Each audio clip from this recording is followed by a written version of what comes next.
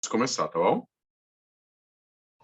Boa noite a todos. Mais uma vez nós estamos reunidos para compartilharmos pérolas do judaísmo, da Torá, da sabedoria infinita de Deus. Que realmente sejamos sempre merecedores de sermos instrumentos da vontade divina nesse mundo, nos conectando àquele que nos criou. Normalmente eu passo por alguns assuntos, às vezes está ligado com a porção, às vezes não, mas hoje nós temos uma porção dupla nessa semana que vai finalizar o livro de Shmot, que é Vayakhel Kudei. Mas nós vamos começar com algumas ideias baseadas no ensaio racídico do Rebbe, do nosso Rebbe, Melech HaMoshiach, um ensaio racídico que começa com algumas perguntas. Em geral, os líderes de Rabat, boa parte dos seus ensaios racídicos são continuações de tópicos que começaram a ser desenvolvidos pelos mestres anteriores de Rabat, pelos rebes anteriores. Então, a pergunta sobre essa paraxá, sobre essa porção da Torá, é sobre o primeiro versículo, que diz o seguinte: Vayakhel Moshe et Bnei Israel, Vayomer Alehem, Ze adavar asher Hashem tzivá alechem.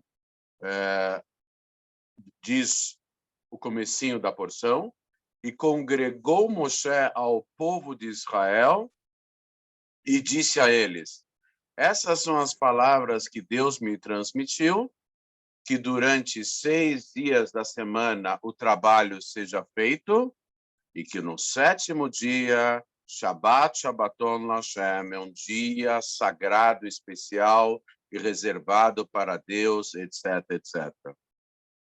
E aí o Rebbe começa a fazer algumas perguntas sobre o que Moshe está falando. Primeira pergunta: por que a Torá diz Vayakhel e congregou?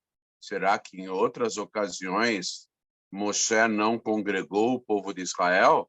Na hora de fazer o Mishkan, no tabernáculo, está escrito Vayomer Hashem bnei Israel, e disse Moshe para o povo de Israel, etc.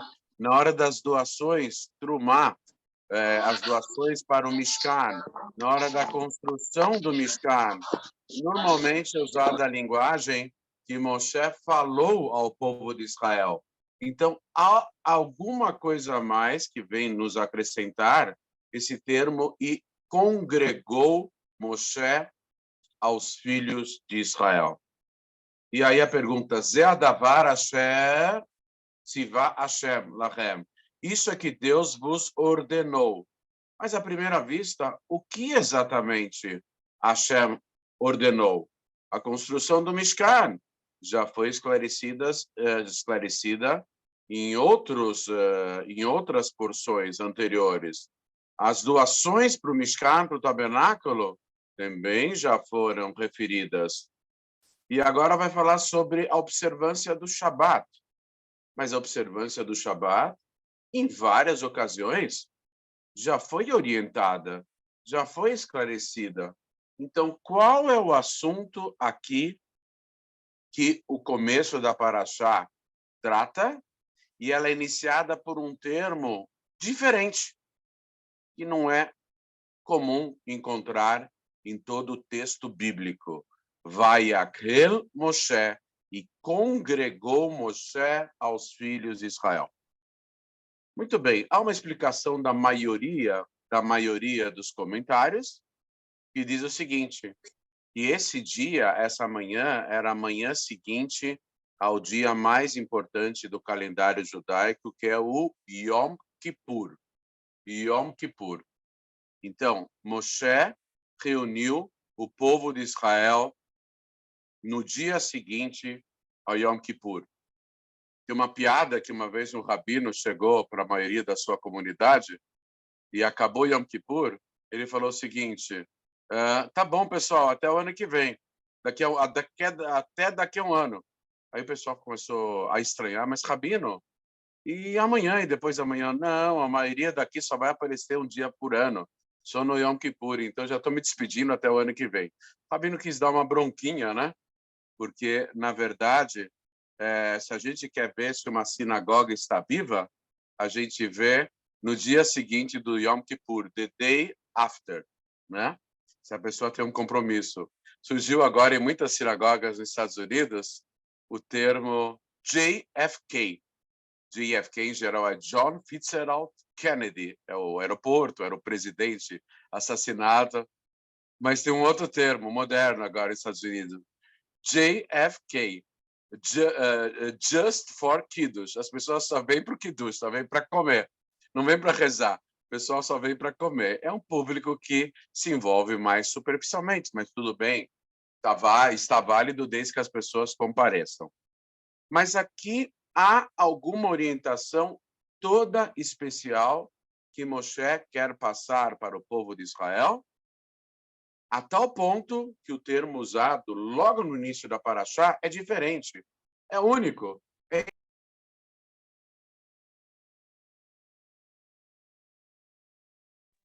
O microfone do senhor está fechado.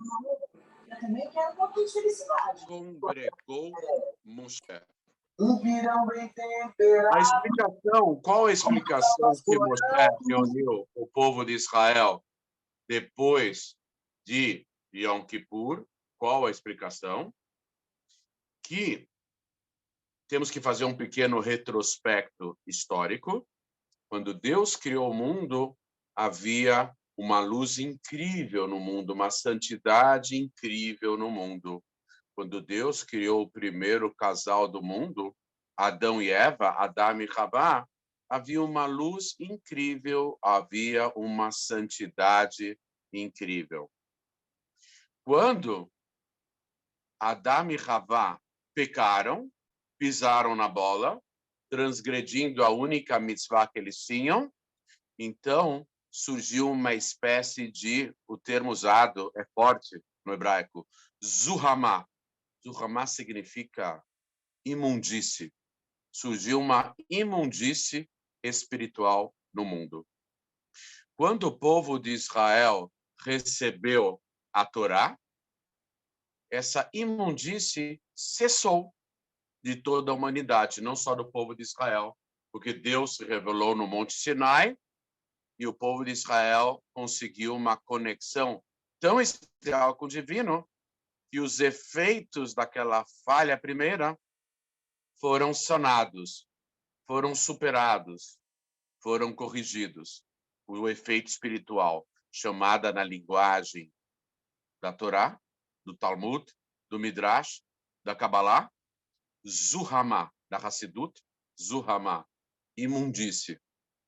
Aquela Zuhamá, aquela imundície, cessou. Só que 40 dias depois da entrega da Torá, o povo de Israel pisou de novo na bola. E, por extensão, toda a humanidade. O que eles fizeram? O tal do bezerro de ouro. Serviram a uma idolatria. Muito bem. Moshe Rabbeinu rezou pelo povo de Israel 120 dias. Moshe Rabbeinu subiu diversas vezes no Monte Sinai. Ele ficou lá cada vez 40 dias. 120 dias Moshe Rabbeinu rezou pelo povo de Israel. E quando chegou Yom Kippur, Moshe Rabbeinu desceu pela última vez do Monte Sinai uma boa notícia. Qual era a boa notícia? Vayomer Hashem salachti kiparecha. E disse Deus, eu perdoei o povo conforme tuas palavras. Então o povo de Israel, na saída do Yom Kippur, ele estava muito elevado. Na verdade, aquela imundície, entre aspas, não foi totalmente sanada, mas ela foi suavizada. Por isso que o povo de Israel teve que passar por vários exílios para, em suaves prestações e doses homeopáticas, conseguir sanar aquela nova imundície espiritual que surgiu por conta da transgressão da idolatria do bezerro de ouro. A continuação do texto, logo de início, no primeiro passuk, Sheshet Yamim Teaseh Mlacha, Uvayom Hashvi'i Shabbat, Shabbaton, La Hashem. Durante 6 dias, Ta'aseh Malachá. Não está escrito Ta'aseh, você fará o trabalho. Está escrito Te'aseh. Te'aseh em gramática, em hebraico, é o trabalho será feito no particípio passado. Será feito. Não é que você fará, o trabalho será feito. E aí você vai chegar ao Shabat. Qual é a orientação de Moshe? A orientação de Moshe vem de encontro a um outro passuco, a um outro verso que diz o seguinte: Yegia kapecha kitochal ashrecha la baolam hazeh, ashrecha la baolam haba. Com o esforço das tuas mãos, você vai ser feliz nesse mundo, você vai ser feliz no mundo vindouro. Com o esforço das suas mãos, você vai colocar no trabalho as suas mãos. Lembramos-nos da história de um Hassid do terceiro Rebbe de Lubavitch, que ele tinha uma fábrica de galocha. E ele falava com o Rebbe, ele parecia um chato de galocha. Ele falava para o Rebbe, Rebbe, é porque agora eu adquiri uma nova máquina e vai fazer novos modelos de galocha, e tem galocha desse gosto, galocha daquele gosto, tem galocha daquele público, desse público, e o formato da galocha é diferente, e a gente tem que fazer inovações da galocha. De repente, o Rebbe fez uma cara de espantado, que o Hassid, o seguidor, parou de falar. Ele viu uma expressão de espanto na cara do terceiro Rebbe de Lubavitch.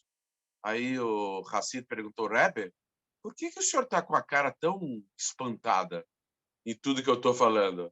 O Rebbe respondeu o seguinte, até hoje, eu sempre vi as pessoas colocando os pés nas galochas, mas uma pessoa colocar a cabeça nas galochas? Isso eu nunca vi. Ou seja, esse Hassid, ele estava colocando a cabeça por inteiro nas galochas, e era somente o trabalho. Moshe Rabbeinu, nesse início da Parashá, ele quer transmitir uma orientação importantíssima, decisiva em nossas vidas. No aspecto material do mundo, na Parnassá, no sustento, está escrito que realmente nós temos que trabalhar. Os sábios dizem, da mesma forma que temos que guardar o Shabat, devemos trabalhar 6 dias da semana. Inclusive, os 39 trabalhos que eram feitos no Mishkan, no tabernáculo, no santuário, são os 39 trabalhos proibidos no Shabat. Mas são formas diversas de se trabalhar durante a semana.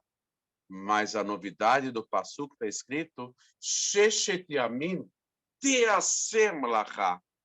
Durante 6 dias o trabalho será feito. Você vai se envolver com o trabalho do seu sustento, mas não de cabeça. Você não vai envolver totalmente o seu coração e totalmente o seu cérebro nos aspectos desse mundo. Você terá que reservar seu cérebro e seu coração para algo mais elevado.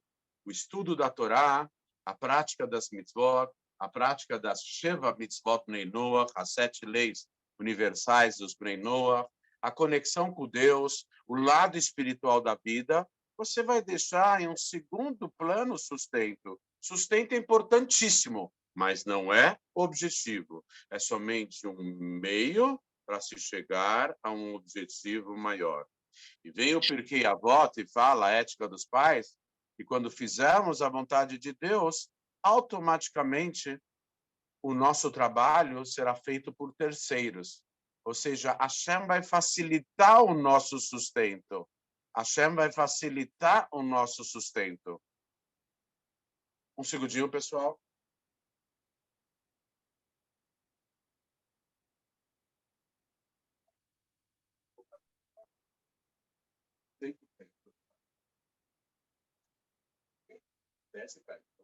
Obrigado. Desculpa a interrupção, pessoal. Depois o editor tem que dar um cortezinho aqui. Muito bem.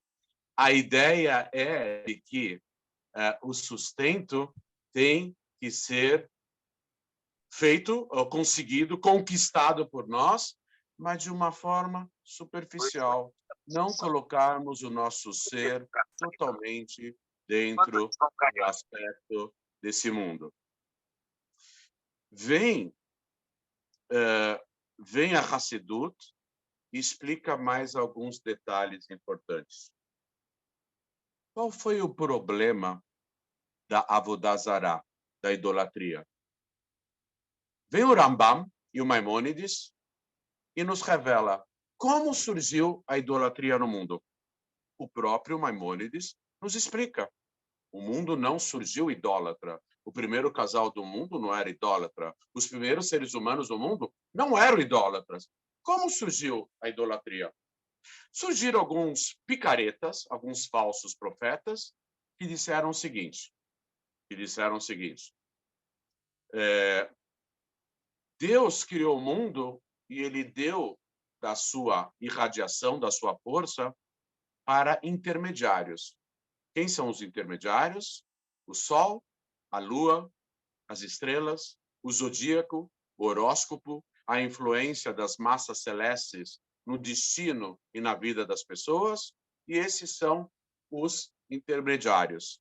Então, tem o rei e tem os ministros. E da mesma forma que nós temos que dispensar a honra ao rei, nós temos que dispensar também a honra aos ministros. E começaram a rezar, não só para Deus. Eles sabiam que Deus é o Todo-Poderoso, mas começaram a rezar para o Sol, para a Lua e para as estrelas, porque os falsos profetas disseram que Deus, como rei, ele não quer que rezem somente para ele, ele quer que rezem para os seus ministros também. Esse foi o primeiro grande fake news da humanidade. Deus nunca intencionou que rezassem para o Sol, para a Lua e para as estrelas. Isso foi uma forma dos falsos profetas, os profetas da idolatria, se promoverem com novas regras, com novas ideias, com novas lições, que não tinham compromisso nenhum com a verdade. Vem a Hassidut explica qual é o significado de rezar para a Lua, para o Sol, para a Lua, para as estrelas. O sentido é dar importância maior ao aspecto material da vida. Nós temos uma nação, presentemente, que está entrando totalmente em falência. Falência institucional. É uma nação que se desenvolveu muito. Chegou perto dos Estados Unidos nos anos 80, que é o Japão. O Japão não tem terras, não tem agricultura, não tem agropecuária, não tem minérios, não tem matéria-prima.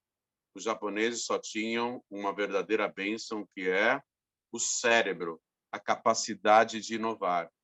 Mas os valores, os princípios éticos e morais, os valores da família foram totalmente suprimidos por um capitalismo totalmente selvagem. Para vocês terem ideia do que acontece hoje em dia com o Japão, um rapaz de terno e gravata andando na rua com 25 anos, ele cai com a maletinha dele no meio da rua e cai morto de ataque cardíaco com 25 anos. Por quê? Porque ele não parava de trabalhar. Ele tentou trabalhar 24 horas por dia sem conseguir, porque o corpo ficou totalmente danificado. Há uma história de uma mulher numa empresa grande japonesa que descobriu que estava com aquela doença pesada, né? Tumores malignos no corpo. Ela não se prestou a ir para o hospital, porque ela não podia faltar ao emprego. Ela morreu dentro do emprego, sem apoio e sem tratamento médico. Essa realidade atual de um país que mergulhou totalmente no materialismo. Os japoneses estavam chegando próximos dos americanos, conseguiram uma façanha, colocar os carros japoneses dentro dos Estados Unidos e bater de frente com o orgulho nacional americano, que eram os próprios carros. Os japoneses se esforçaram bastante, mas, em contrapartida, suprimiram a ética, a moral, os valores da família, e eles trocaram as bolas. Em vez de trabalhar para viver, eles passaram a viver para trabalhar. O Japão está totalmente falido. Porque transformaram o meio de se atingir um objetivo maior como seu objetivo e simplesmente descartaram a possibilidade de fazerem algo além do trabalho e da autopromoção. Isso é atual. Muito bem. O que aconteceu? O que esse mamar, esse ensaio racídico vem nos explicar?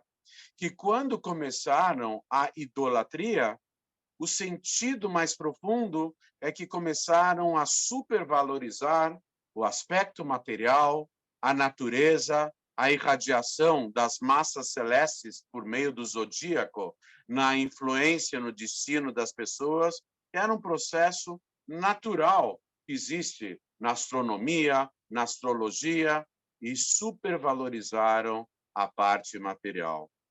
Por isso, o bezerro de ouro é a conclusão dessa dinâmica negativa que é a Avodah Zará, que é a idolatria.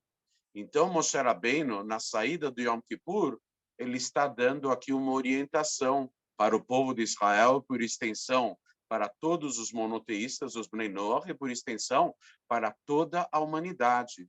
Devemos trabalhar durante 6 dias da semana, mas o nosso objetivo é o 7º dia. E esse trabalho durante os 6 dias da semana não pode ser feito de uma forma que mergulhemos totalmente. De forma alguma. Esse trabalho tem que ser feito, e o verbo indica, não tá a ser. Alô? Não tá a ser, que significa você fará o trabalho, mas sim TAC.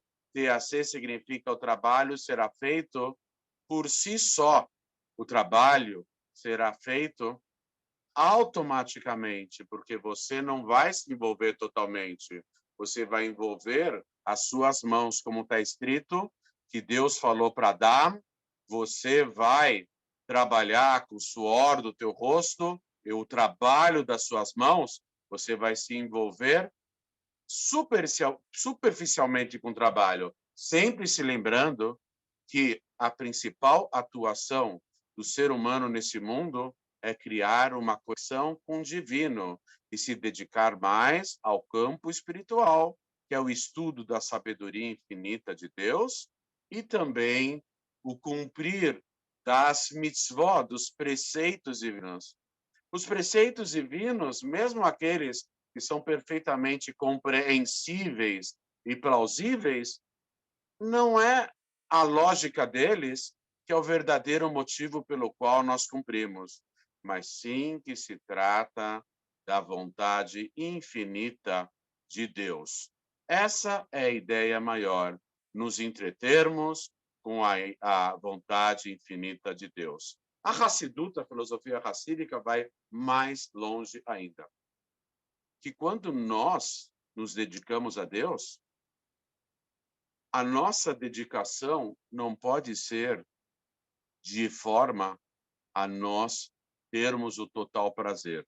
A verdade é que quem se envolve com o estudo da Torá e com a prática das mitzvot acaba tendo um grande prazer pessoal, porque se envolve com espiritualidade. A pessoa fica extremamente alegre e feliz. Mas esse não é o principal objetivo por que fazemos isso. Para adquirirmos um prazer, um proveito pessoal. Nós estudamos a Torá e praticamos as mitzvot. Por quê? Porque se trata da vontade infinita de Deus. Nós temos que ocasionar um aspecto de autoanulação, anulação do nosso proveito, anulação do nosso prazer. Podemos ter prazer em estudar a Torá e as mitzvot, mas não é o principal. O principal é a autoanulação, o principal é fazermos a vontade de Deus. Então, nesse momento, o estudo da Torá e a prática das mitzvot, ele fica como um trabalho superficial, e guiar um esforço maior. Por quê? Porque a pessoa não se envolve tanto com a alegria, com o prazer, com a satisfação do estudo da Torá e da Mitzvot. Ele existe, mas em segundo plano, porque em primeiro plano vem a autoanulação diante da vontade infinita de Deus. Quando o primeiro casal pisou na bola, lá atrás, Adão e Eva, está escrito que eles viram o fruto. Esse fruto era vistoso, apetitoso, ele era gostoso de se ver e gostoso de se consumir. Eles estavam envolvidos emocionalmente com o fruto. E esse não é o principal. Nós comemos para subsistir, para servir a Deus. É claro que podemos ter prazer na alimentação, mas não é o principal. Não mergulhar de cabeça, né? Uma vez perguntaram o Rabi Levitsky de Berditchev, ele foi num dia elevado, não sei se era Yom Kippur, não estou lembrado da história, ele foi ver, no final da cidade, ele foi ver, tinha uma casa abandonada que estava cheia de bêbados. E tinha lá o Yankale, o judeu, o Jacozinho, e tinha o Ivan, o russo. Aí ele chegou lá e falou o seguinte: acordem, acordem, acordem, precisamos rapidamente servir a Deus. Aí o Yankale, o Jacozinho, totalmente bêbado, falou: ai, por favor, me traga uma caneca de água para eu fazer Netilat Yadayim, porque eu preciso logo servir a Deus. E ele foi falar com o Ivan falou: que servir a Deus nada, eu estou muito bem aqui, totalmente alegre e feliz com a bebida que eu enchi o bucho, coisa e tal, etc. Aí o Rabi Levitsky perguntou: Yankale, Jacozinho, por que você bebe? Ele falou: porque eu bebo? Eu bebo para ficar feliz, e ficando feliz eu posso servir a Deus. Aí ele foi perguntar por Ivan, o russo, por que você bebe? Aí eu bebo para ficar bêbado. E por que você quer ficar bêbado?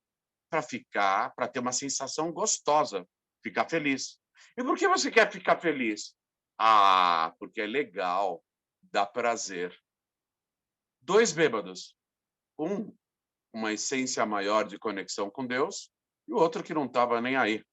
Aí o Berditchev Rebbe mostrou, Ribono Shel Olam, Senhor do mundo, veja, aquele povo que tem uma conexão especial com o Senhor, mesmo enchendo a cara, ele, no fundo, ele quer ficar alegre e feliz, porque ele quer fazer algo maior em sua vida.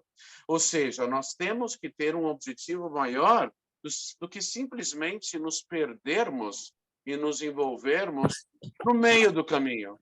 Quando a gente trilha um caminho na vida, devemos ter em mente chegarmos ao nosso objetivo maior. E o mesmo em relação ao serviço a Deus. O mesmo em relação a nos aproximarmos mais e mais de Deus. Existem dois tipos de luz divina que irradiam nos infinitos mundos espirituais. No encadeamento dos mundos espirituais. Tem uma luz divina que é chamada a luz envolvente dos mundos. Essa luz, ela irradia em cada mundo de forma diferente. Nos mundos superiores, há mais luz. Nos mundos inferiores, há menos luz. E de acordo com a irradiação dessa luz de Deus, é que se forma um mundo espiritual, outro mundo espiritual e um terceiro mundo espiritual e um encadeamento infinito de mundos espirituais. De forma que a luz de um mundo, ela é irradiada para o mundo de baixo. Mas essa luz do mundo é o recipiente para receber uma luz muito maior no mundo superior. E assim, quando essa luz ela decai gradativamente, são formados infinitos mundos espirituais. Muito rápido você. Mas existe um outro tipo de luz. Não dá tempo divina, não que é distrair. muito mais elevada. Como é o nome dessa luz?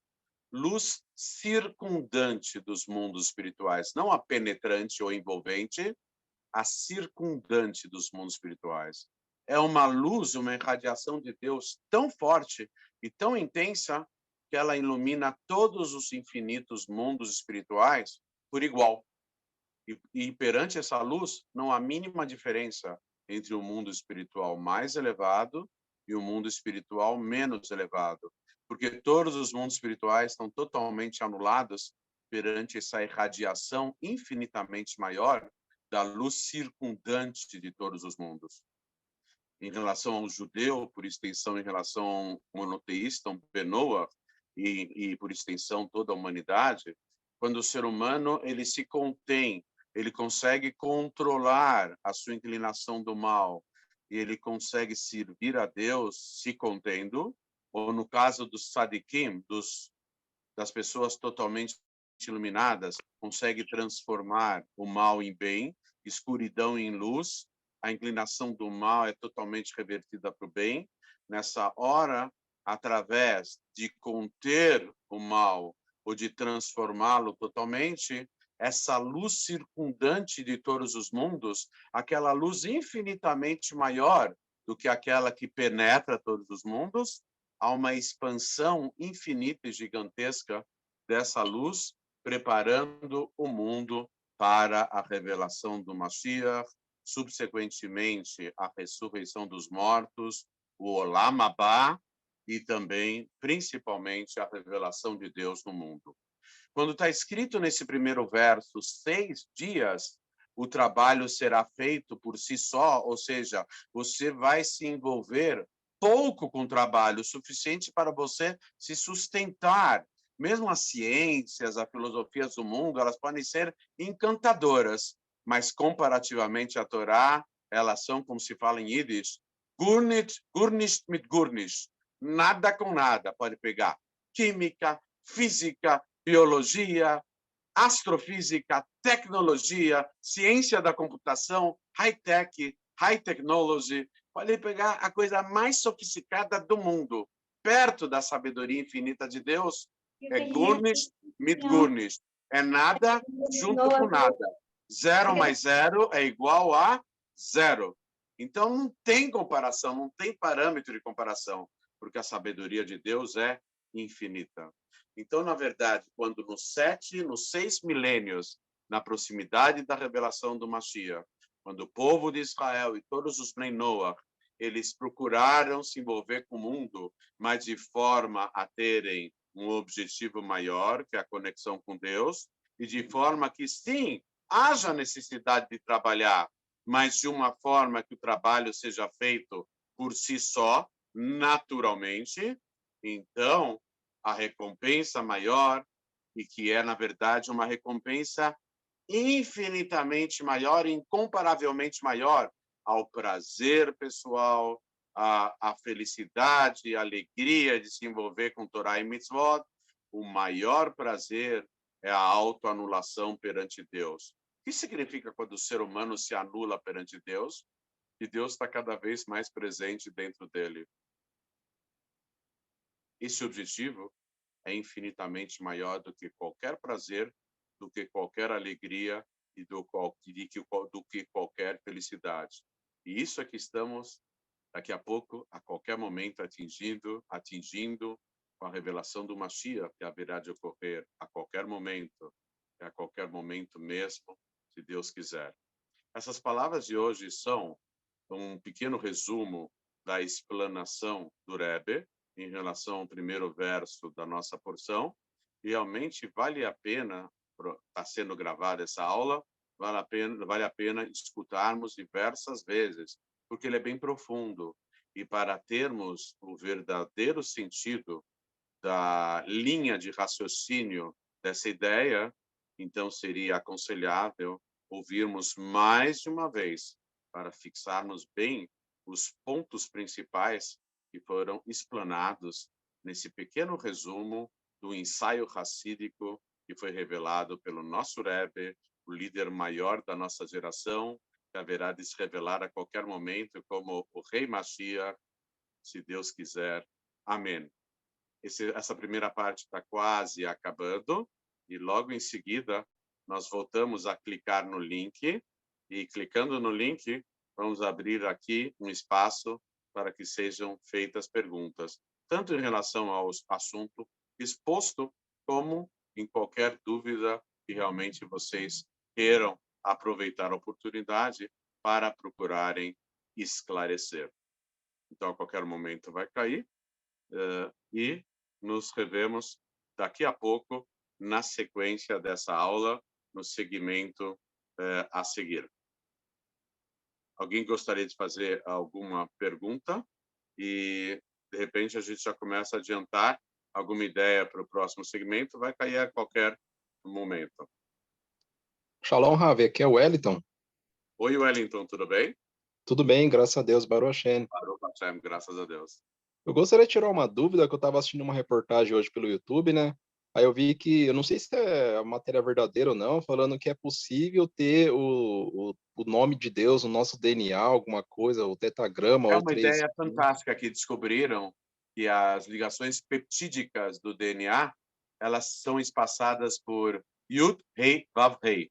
10, 5, 6, 5. 10, 5, 6, 5. E 10, 5, 6, 5 são correspondentes às letras do tetragrama de Deus. Ou seja, o criador dessa maravilha chamada corpo humano, deixou a assinatura dele no nosso DNA. As ligações das duas cadeias do DNA são espaçadas por 10, 5, 6, 5. 10, 5, 6, 5. Sempre nessa ordem.